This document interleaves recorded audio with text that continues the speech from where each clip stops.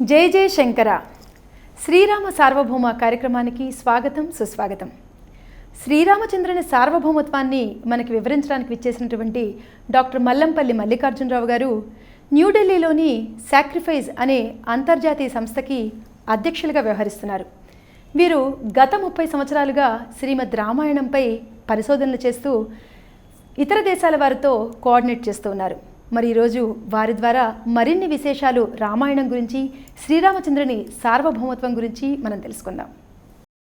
నమస్కారం. నమస్కారం డాక్టర్ రావు గారు, శ్రీమద్ రామాయణంలో వాల్మీకి మహర్షి రాజవంశాన్ శతగుణాం స్థాపయిష్యతి రాఘవ అని అన్నారు అని ఇంత ముందు భాగంలో మీరు చెప్పారు కదా. అసలు శ్రీరామచంద్రుడు అనేక రాజవంశాలను ఎందుకు స్థాపించాడు, స్థాపించాల్సిన అవసరం ఎందుకు వచ్చింది, ఇంతకుముందు ఏమీ అసలు రాజవంశాలు లేవా?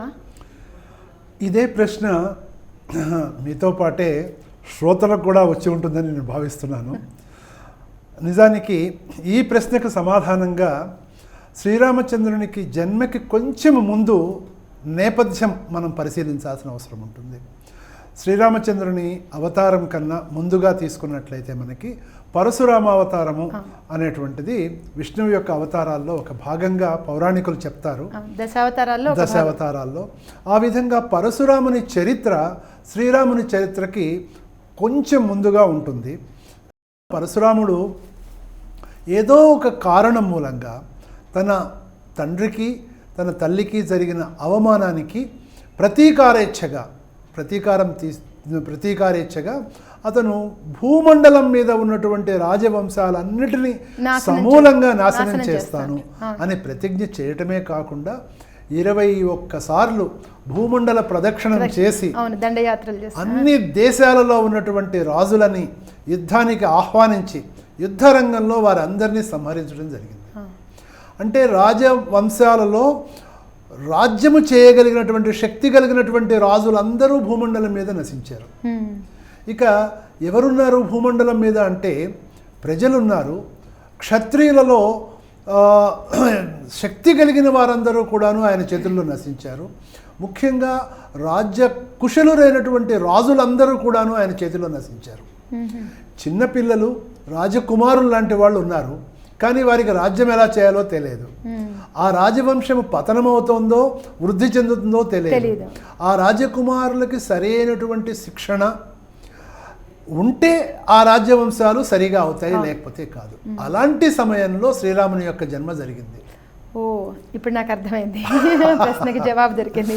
కాబట్టి శ్రీరాముడు ఏం చేశాడంటే శ్రీరాముని యొక్క మొత్తము గోల్ అని మనం ఏదైతే అంటామో జీవిత లక్ష్యం, ఆ జీవిత లక్ష్యము తాను చక్కటి రాజుగా అయి పరిపాలించడమే కాకుండా తాను సార్వభౌముడు కావాలి అన్నట్లయితే తన చుట్టూ ఉన్నటువంటి రాజులు కూడాను సరి అయినటువంటి పద్ధతిలో వర్ధమానంగా అయ్యి వాళ్ళు కూడాను వాళ్ళు తమ దేశాలని పరిపాలించడం వాళ్ళు నేర్చుకోవాలి.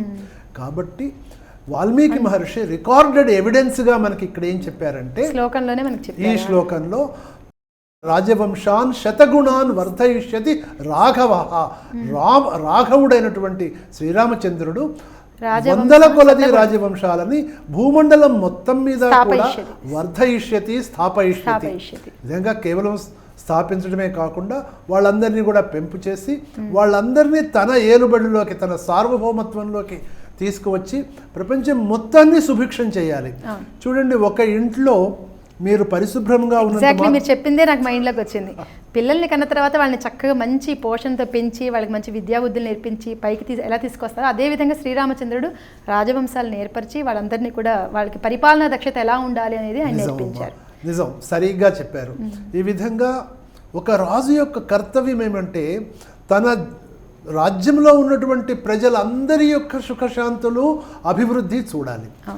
ఒక వ్యక్తి తాను సార్వభౌముడు కావాలి అనుకున్నప్పుడు తన దేశమే కాదు, తన రాజ్యమే కాదు, ప్రపంచంలోని విశ్వంలోని అన్ని రాజ్యాలలో కూడా భూమండలంలోని అన్ని రాజ్యాలలో ఉన్నటువంటి ప్రజలు రాజులు అందరూ సశక్తులుగా ఉండాలి.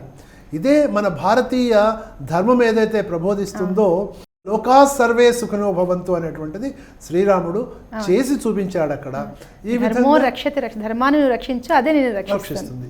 ఈ విధంగా ప్రపంచంలో ఏ దేశపు అధికారి అయినా, ఉన్నత అధికారి, ప్రైమ్ మినిస్టర్ అవ్వచ్చు, ప్రెసిడెంట్స్ అవ్వచ్చు, వాళ్ళు కేవలము తమకు తాము తమ దేశానికి మాత్రమే లిమిట్ చేసుకోకుండా వారు ప్రపంచ అభివృద్ధికి పాటుపడాలి అని అనుకున్నట్లయితే తమ దేశంతో పాటు ప్రపంచంలో ఉన్న అన్ని దేశాలు కూడా అభివృద్ధి పథాన వెళ్ళేటట్లుగా సహాయం చేయాలి, చేయూతనివ్వాలి. ఇది ఇంటర్నేషనల్ లీడర్షిప్ కావాలి అనుకునే వాళ్ళకి ఏ విధమైనటువంటి గుణాలు ఉండాలి అనేది శ్రీరామచంద్రుడు ఇక్కడ కేవలము మన దేశానికి మాత్రమే రాజుగా ఆదర్శవంతంగా ఉండటం కాదు. రామాయణంలో వాల్మీకి రాముడిని ప్రొజెక్ట్ చేసింది. అతను రాముడు సర్వ దేశాలకి కూడా సార్వభౌముడు అవుతాడు.